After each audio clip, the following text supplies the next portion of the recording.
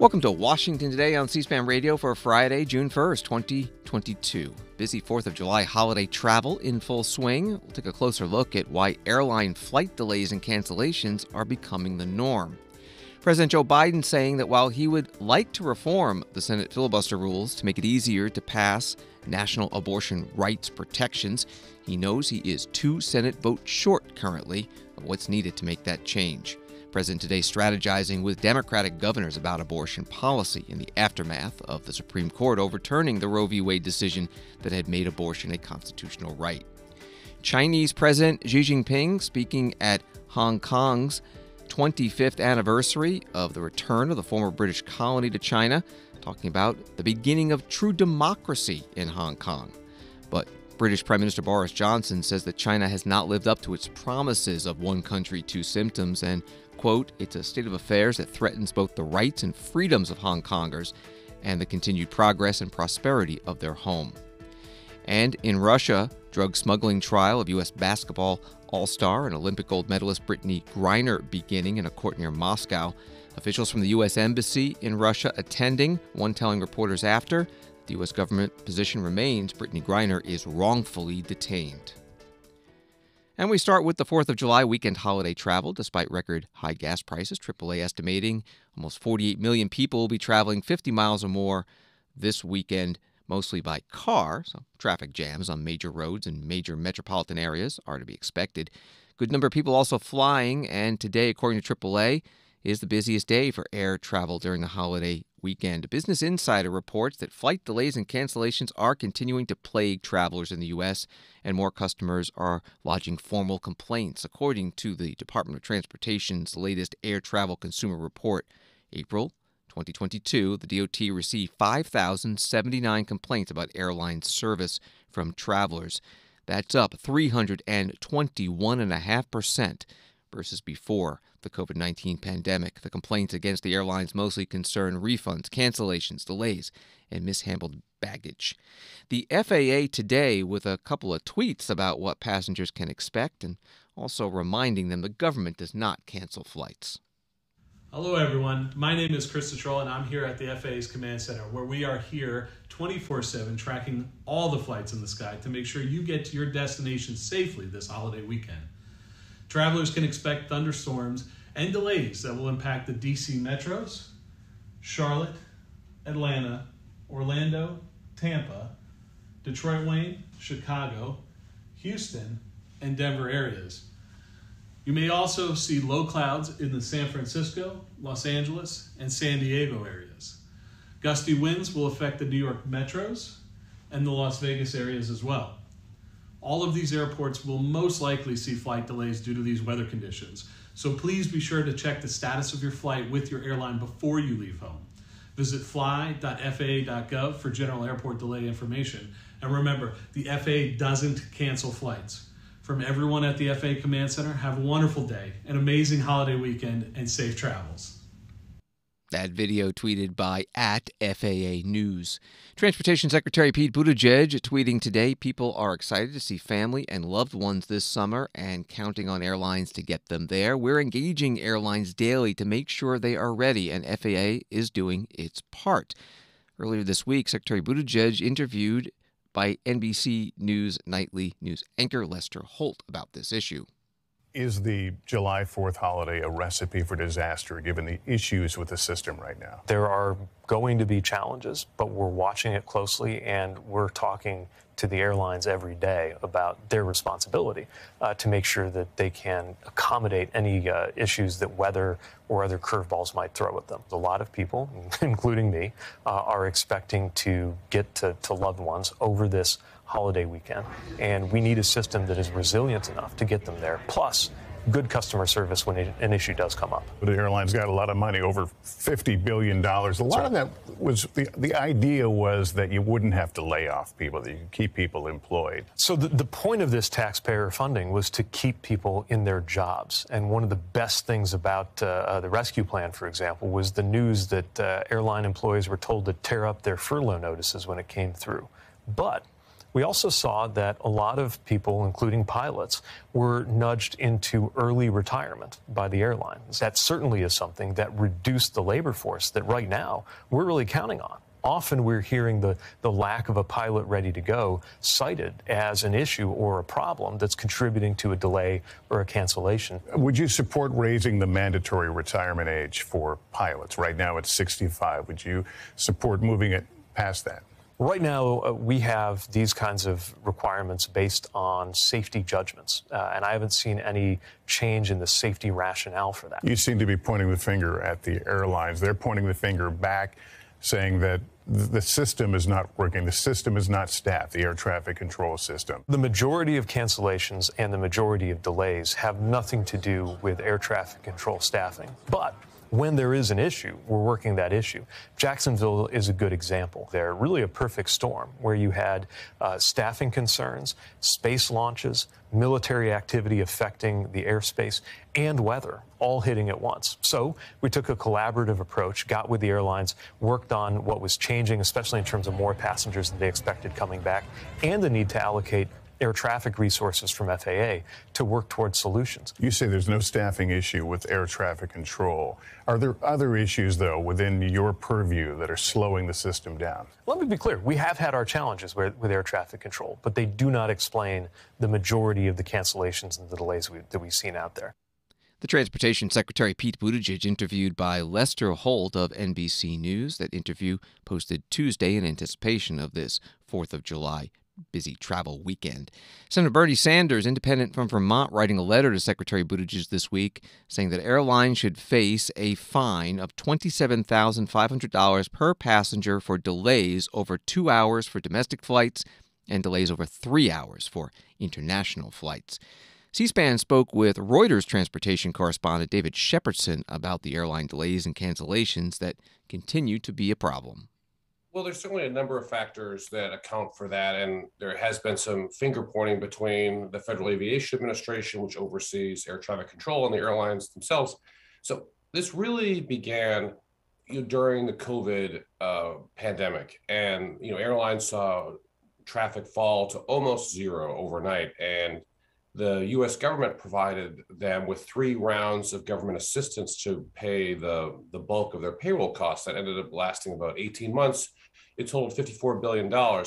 However, it did not prohibit the airlines from offering incentives for early retirements or people to leave the airline, and find a new job. And so as a result, when the travel demand started to return faster than the airlines had anticipated, the airlines have really been struggling to hire enough people to staff all these flights. From the other side, from the airline point of view, you have problems with air traffic control. You have certain centers like Jacksonville that the airlines say in the last month, 27 of the 30 days, they did not have enough staffing. And as a result, even on blue sky days, you saw delays. And there are other issues like space launches, which require the FAA to block off a significant part of airspace to travel. So you've got a number of different factors. You have a system that has very little slack when a disruption happens. Thunderstorms, which are not uncommon, of course, during the summer, and there always are delays and cancellations. I think what's different this year is because the airlines don't have as many pilots and staff as they would like, and the FAA has places where they need to increase staffing. We're seeing these normal delays be exacerbated, and even yesterday, 3 of the largest airlines had about 20% of their flights delayed. So it's a rough summer. It's and there's a number of different causes, and I do think you're going to see a lot more pressure, from Congress and others for the industry and for regulators to really tackle this. David Shepardson covers transportation issues for Reuters on C-SPAN's morning program, Washington Journal. Delta Airlines CEO Ed Bastian sending a letter via his LinkedIn page to the public apologizing for canceling over 400 flights this week. He writes, "If you've encountered delays and cancellations recently, I apologize. We've spent years establishing Delta Airlines as the industry leader in reliability, And though the majority of our flights continue to operate on time, this level of disruption and uncertainty is unacceptable. He goes on to say that Delta is on a path toward a steady recovery, but warns that things won't change overnight. He said Delta is working closely with the FAA to limit interruptions for its passengers. Wall Street today, the Dow up 321, NASDAQ up 99, S&P up 39.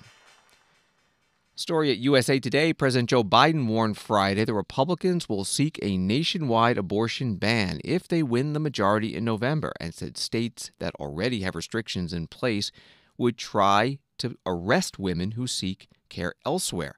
The president made the comments during a virtual meeting with Democratic governors from 9 states, including New York, Illinois, and Oregon, who have committed to protecting abortion rights.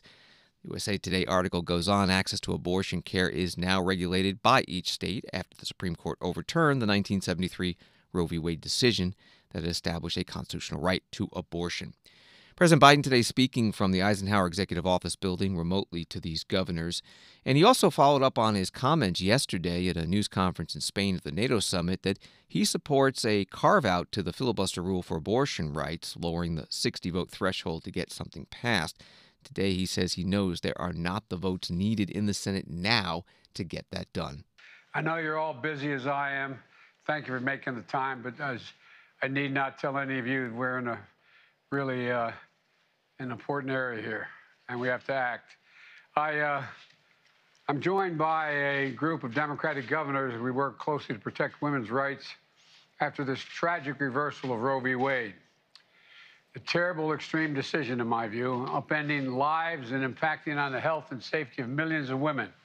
And I share the public outrage at this extremist court that's committed to moving America backwards with fewer rights, less autonomy, and politicians invading the most personal decisions that not only women, but we'll find if they expand on this decision, men as well.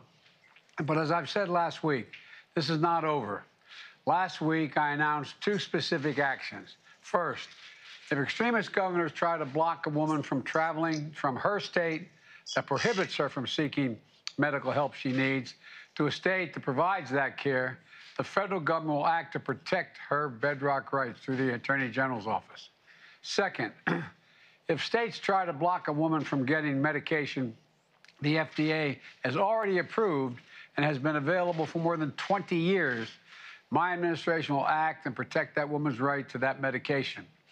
And there are many other unlawful actions, in my view, that states are preparing to take that we'll have to address as well. But ultimately, Congress is going to have to act to codify the Roe into federal law. As I said yesterday, the filibuster should not stand in the way of us being able to do that. But right now, we don't have the votes in the Senate to change the filibuster at the moment.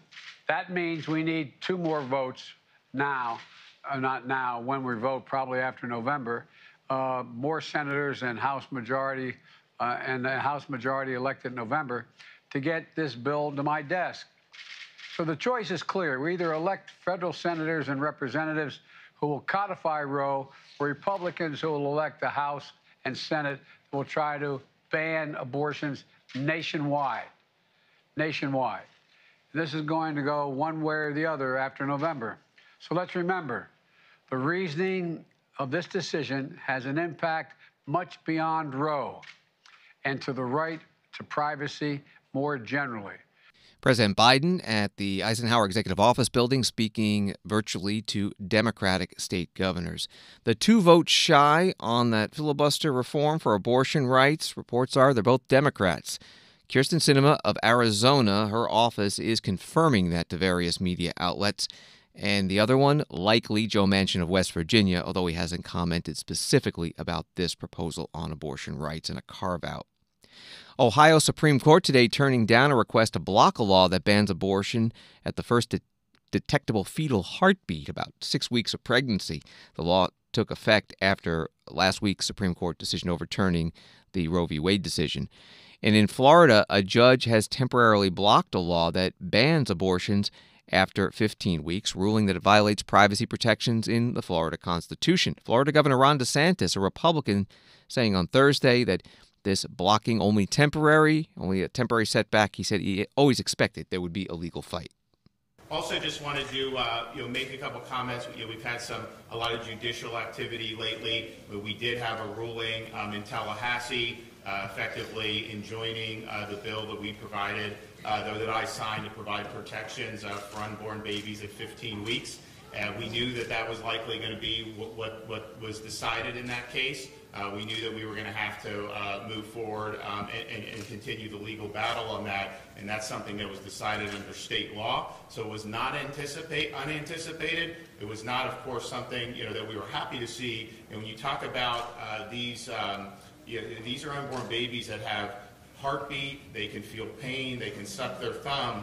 And to say that the state constitution mandates things like dismemberment abortions, I just don't think that's the proper interpretation. So we'll go here. Florida Governor Ron DeSantis, a news conference in Sanford, Florida on Thursday. The Florida law that bans abortions at 15 weeks that's now on hold was to take effect today. Another Florida law did go into effect today, the one known as Parental Rights and Education Law, which prohibits public school teachers from engaging in classroom instruction related to sexual orientation or gender identity deemed inappropriate for the particular age group. Critics call it the Don't Say Gay law. And White House Press Secretary Karine Jean-Pierre, who is openly gay herself, putting out a statement for the White House calling that law discrimination plain and simple, and writing, any student or parent who believes they are experiencing discrimination is encouraged to file a complaint with the U.S. Department of Education's Office for Civil Rights. The statement goes on, our administration will continue to fight for dignity and opportunity for every student and family in Florida and around the country. Washington Today continues in a moment. Live Sunday, July 3rd on In Depth. Emory University professor Carol Anderson will be our guest to talk about race in America, voting rights, and gun regulation. She's the author of several books, including White Rage, One Person, No Vote, and most recently, the second, Race and Guns in a Fatally Unequal America, about the history and impact of the Second Amendment. Join in the conversation with your phone calls, Facebook comments, texts, and tweets. In Depth, Sunday, July 3rd, with Carol Anderson, live at noon Eastern, on Book TV, on C-SPAN 2.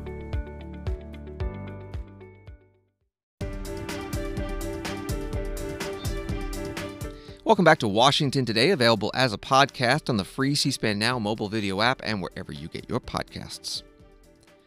Story at the Associated Press, China's leader Xi Jinping marked the 25th anniversary of Hong Kong's return with a speech Friday that emphasized Beijing's control over the former British colony under its vision of one country, two systems, countering criticism that the political and civic freedoms promised for the next quarter century have been largely erased under Chinese rule. She praised the city for overcoming violent social unrest, a reference to massive pro-democracy protests in 2019 that were followed by a Beijing-driven crackdown that has snuffed out dissent and shut down independent media, aligning Hong Kong more closely with stricter controls under China's ruling Communist Party. That reporting from Associated Press. Here's a few minutes of President Xi Jinping's speech at today's ceremony in Hong Kong. Since Hong Kong's return to the motherland, Hong Kong compatriots have become masters of their own destiny. The realization of Hong Kong people administering Hong Kong and a high degree of autonomy has marked the beginning of true democracy in Hong Kong. Over the past 25 years, the constitutional order of the SAR, which is based on China's constitution and the basic law of the SAR, has functioned smoothly. The overall jurisdiction of the central authorities have been enforced, and the SAR's high degree of autonomy has been exercised in the right way. The Hong Kong National Security Law has been adopted, providing the institutions and norms for upholding national security in the Hong Kong SAR. Hong Kong's electoral system has been amended and improved, ensuring the implementation of the principle of patriots administering Hong Kong. The Hong Kong SAR's democratic system is in keeping with the policy of one country, two systems and Hong Kong's constitutional status. It has served to ensure the democratic rights of Hong Kong residents and to maintain Hong Kong's prosperity and stability. The Chinese President Xi Jinping at the ceremony in Hong Kong today on the 25th anniversary of the transfer of Hong Kong from Great Britain to China. That interpretation, that video and audio coming from CGTN, the Chinese state-run English language news channel. More from the Associated Press article on the anniversary. The shift shocked many in the city of 7.4 million people that Britain returned to China in 1997 after running it as a colony for more than a century. As part of the agreement, China agreed to allow Hong Kong to have its own government and legal system for 50 years. The British Prime Minister Boris Johnson posting this video on the anniversary. A day of celebration, not sorrow. That's what Governor Chris Patten called the end of British administration in Hong Kong a quarter of a century ago. And as the tropical rain lashed down over Victoria Harbour on that day in 1997, the trepidation felt by many locals was indeed tempered by a degree of certainty and confidence in what the future held. With the joint declaration, the Chinese government had enthusiastically committed to the concept of one country, two systems. And that meant that while much would change on the surface, the foundations on which modern Hong Kong had been built would go largely undisturbed. For a time, that was indeed the case, and Hong Kong and its people continued to thrive and flourish. But on the 25th anniversary of the handover, we simply cannot avoid the fact that for some time now, Beijing has been failing to comply with its obligations. It's a state of affairs that threatens both the rights and freedoms of Hong Kongers and the continued progress and prosperity of their home. That's why we've given BNO Hong Kongers a pathway to reside in the UK. This is, after all, a place where freedom of speech, assembly, and association is respected and not criminalised.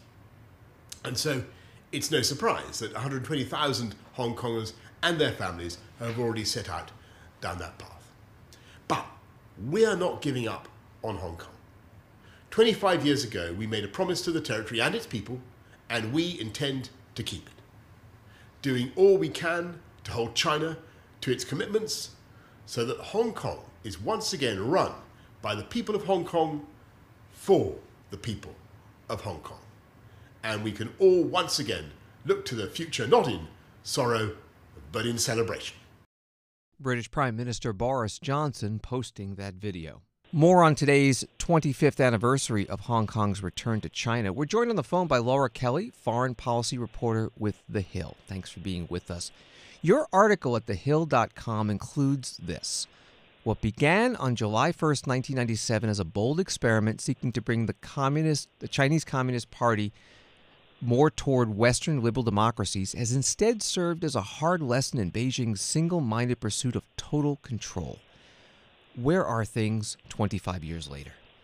Well, what we can see with this anniversary is what was the hope of the international community of bringing China more toward, like I said, more towards Western liberal democracies. At the time, China was joining a lot of international organizations, as we see where their representation is now. But what this anniversary marks is kind of the moment that we have to understand that China never intended to open itself up to collaborate and corroborate with the international community, and instead is focused on this path of shaping the world order towards its vision. Secretary of State Antony Blinken put out a statement criticizing China for what's been done in Hong Kong, and he ended with this line: "We stand in solidarity with people in Hong Kong and reinforce their calls for their promised freedoms to be reinstated." What does standing with Hong Kong mean now in the context of U.S.-China relations? What is being done? What can be done? Unfortunately, it feels like there's very few good options for the United States. They did pass the Hong Kong Human Rights and Democracy Act in 2019. That was at the height of the protests against what was happening in Hong Kong with the pro-Beijing government in the territory preparing to pass this national security law and other legal frameworks that people were opposed to for restricting their civil freedoms and their autonomy.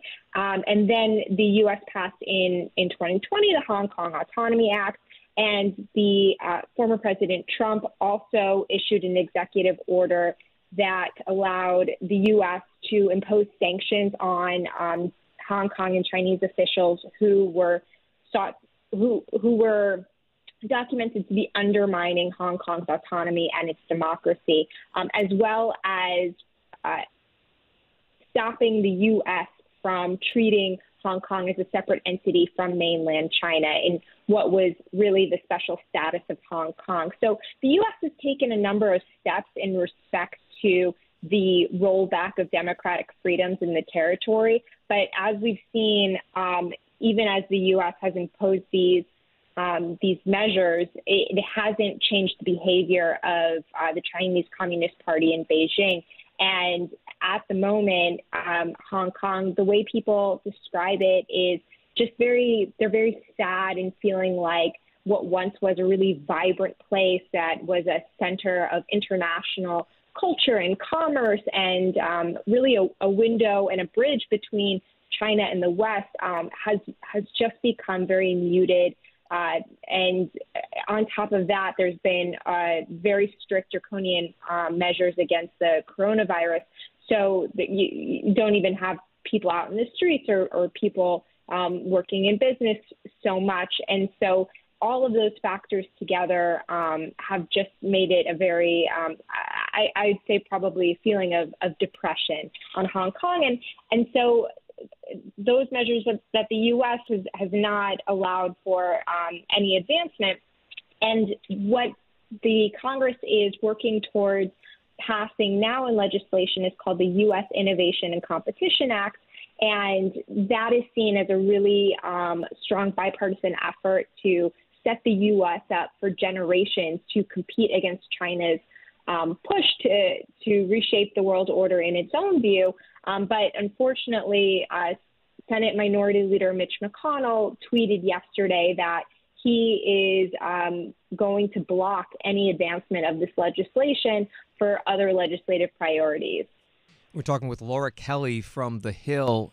As we are on the 25th anniversary of the handover of Hong Kong, what are the lessons for how China may approach other places it still wants, such as Taiwan? Sure. So the lesson for Taiwan is pretty stark.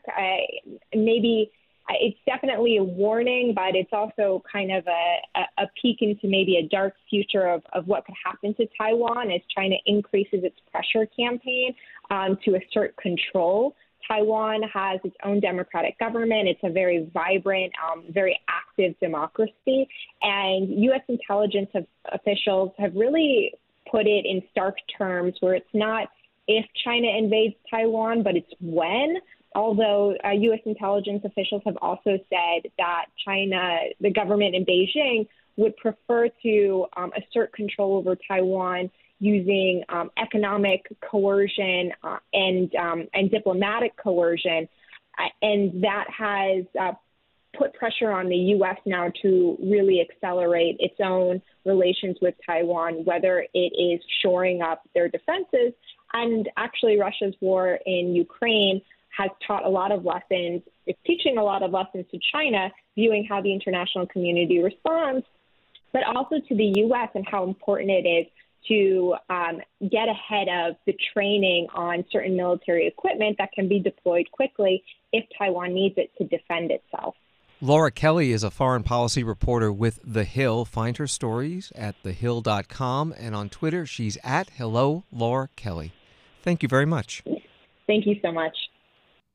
You can find the full 1997 Hong Kong transfer ceremony in C-SPAN's video library at cspan.org. This is what then Chinese President Jiang Zemin said about the promises China was making concerning the autonomy of Hong Kong going forward. On this solemn occasion, I wish to extend my cordial greetings and best wishes to the 6 million or more Hong Kong compatriots who have now returned to the embrace of the motherland.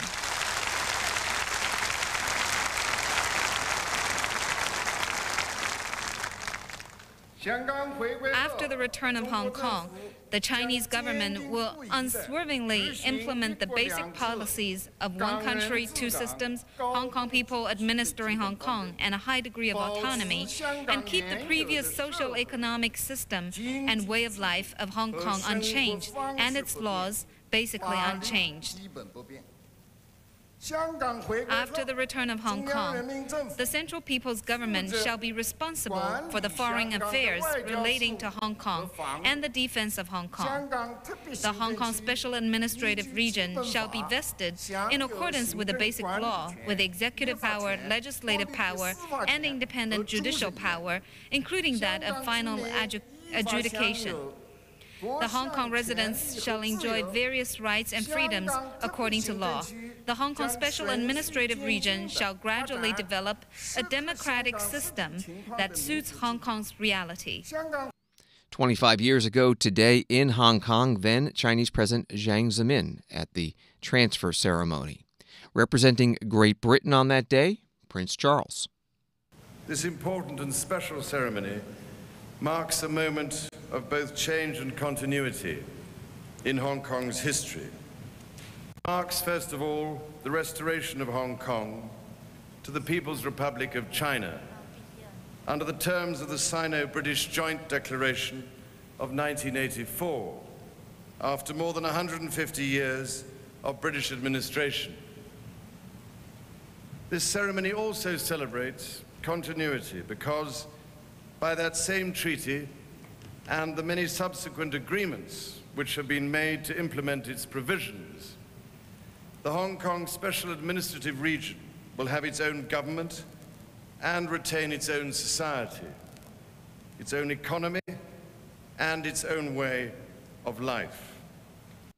The British Prince Charles in Hong Kong 25 years ago today, the transfer ceremony as Hong Kong ceased being a British colony and was returned to China as a special administrative district. You can find that full ceremony again at our video library, cspan.org. And on today's anniversary, this from CNN, in Hong Kong, July 1st was traditionally marked by large-scale pro-democracy marches that thronged its busy main streets. But no protests were seen this year. Most of the city's pro-democracy groups have disbanded following the national security law. And of the organizations that remain, none applied for permits to stage peaceful protests during President Xi's trip, according to police. The few public gatherings that took place on Friday were organized by Beijing's supporters. NATO's leaders held a meeting in Spain this week, and for the first time in their mission statement, labeled China a national security challenge, which is, along with Russia, trying to, quote, subvert the rules-based international order, according to that statement. Retired Admiral James Stavridis, former NATO Supreme Allied Commander Europe, asked today about the significance of this move. He was interviewed by the CEO of the American Security Project, Patrick Costello. Within NATO, there have been some divisions about whether the alliance is part of the bedrock of the current international order and thus is a global role, or whether it has a more regionally focused security organization. The question appears to have been largely resolved in favor of global reach as the leaders agreed to categorize China as a principal challenge. I think it's important to also note that there were several leaders from the Indo-Pacific nations in Madrid. So I just would love your thoughts on the significance of directly mentioning China as a challenge to our security, as well as the significance of the presence of leaders from South Korea, Australia, New Zealand at the summit. And I think that this move will sharpen perceptions that a new Cold War-style conflict is accelerating between the world's democracies led by the United States and European powers and the world's autocracies lining up behind China. So just kind of this broader framing as well. Would love your thoughts. Important to differentiate between the way the strategic concept looks at and talks about Russia and uses words like a threat, clear and present danger, if you will, and the way the strategic concept talks about China, which is more in line with a strategic competitor, a kind of a warning, a watch out, etc. So I think it's very important that we not lump those two together, because frankly, if we do that, we're only going to push those two more together. We ought to be seeking to try and find some division between Russia and China. In terms of NATO, I think it's a bit of both. It's a regional security structure that has now been in place since 1949. It started out looking at the Soviet Union as a grave threat. Today, it looks at Russia as a grave threat. We've been through NATO 1.0, 2.0, and 3.0. But a part of NATO 3.0 is that in addition to that regional, immediate, in your zone concern, you have to look more broadly. 3 examples would be, and you mentioned one of them, Patrick, the Arctic, the high north. As the ice melts up there following the tragedy of global warming, what it will do is uncover hydrocarbons leading to competition. It will lead to claims by Russia of control of those hydrocarbons. And then thirdly, it's going to open shipping routes that are going to be strategically of competition. So the Arctic is one area where look for NATO to operate. Number 2, you can't touch and feel, but it's cyber. That's going to be a global effort by the alliance, and we are going to welcome our additional partners in that. And then third and finally, it's the Pacific.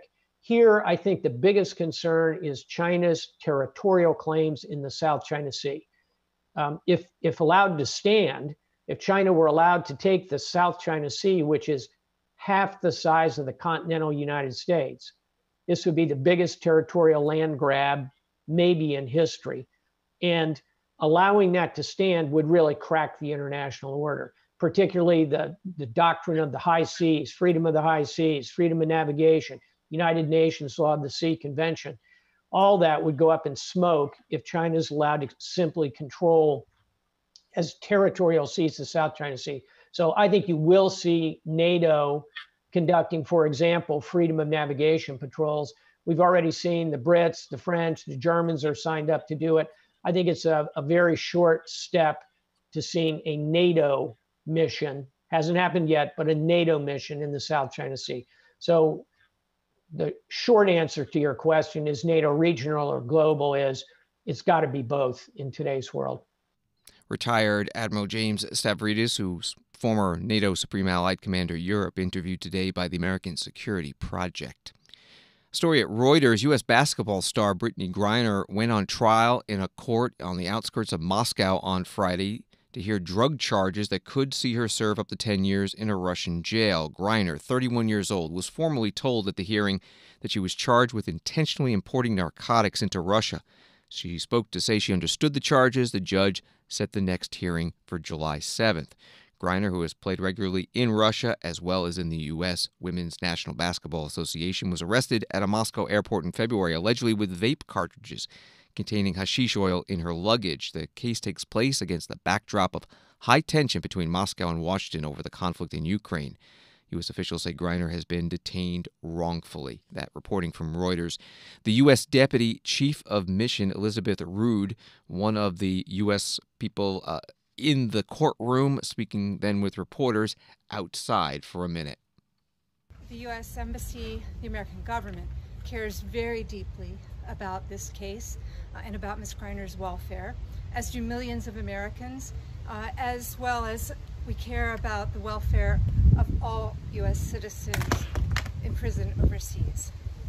I did have the opportunity to speak with Ms. Griner in the courtroom She is doing as well as can be expected in these difficult circumstances, and she asked me to convey that she is in good spirits and is keeping up the faith. The Russian Federation has wrongfully detained Ms. Griner. Wrongful detention is unacceptable wherever it occurs, and it endangers the safety of everyone traveling, living, working, studying abroad. I can assure you that the United States government at the very highest levels is working very hard to bring Ms. Griner, as well as all wrongfully detained U.S. citizens, safely home. And finally, I will repeat what Ambassador Sullivan has said many times. Our embassy has no higher priority than protecting the interests of U.S. citizens detained in the Russian Federation. Thank you. Elizabeth Rood, U.S. Deputy Chief of Mission in Moscow, with reporters after the Brittney Griner court appearance today. Secretary of State Antony Blinken tweeting, U.S. Embassy and Russia officials attended Griner's trial today in Moscow. We and I personally have no higher priority than bringing her and other wrongfully detained Americans, including Paul Whelan, home. We won't stop working until they are reunited with their loved ones. That tweet from Secretary of State Antony Blinken. And finally, President Biden announcing today that he plans to award the Presidential Medal of Freedom to 17 people. They include former Congresswoman Gabrielle Giffords, Democrat from Arizona, former Senator Alan Simpson, Republican from Wyoming, late Senator John McCain, Republican from Arizona, Sandra Lindsay, the nurse who was the first American to receive a COVID-19 vaccine shot, also Simone Campbell, a member of the Sisters of Social Service, actor Denzel Washington on the list, and Olympic stars gymnast Simone Biles and soccer player Megan Rapinoe. The medal is presented to, quote, according to the White House, individuals who have made exemplary contributions to the prosperity, values, or security of the United States, world peace, or other significant societal, public, or private endeavors. Thanks for listening to Washington Today. You can get more of Washington's top stories sent to you every day by subscribing to C-SPAN's evening newsletter word for word. Sign up at c-span.org/connect. Have a good night and weekend.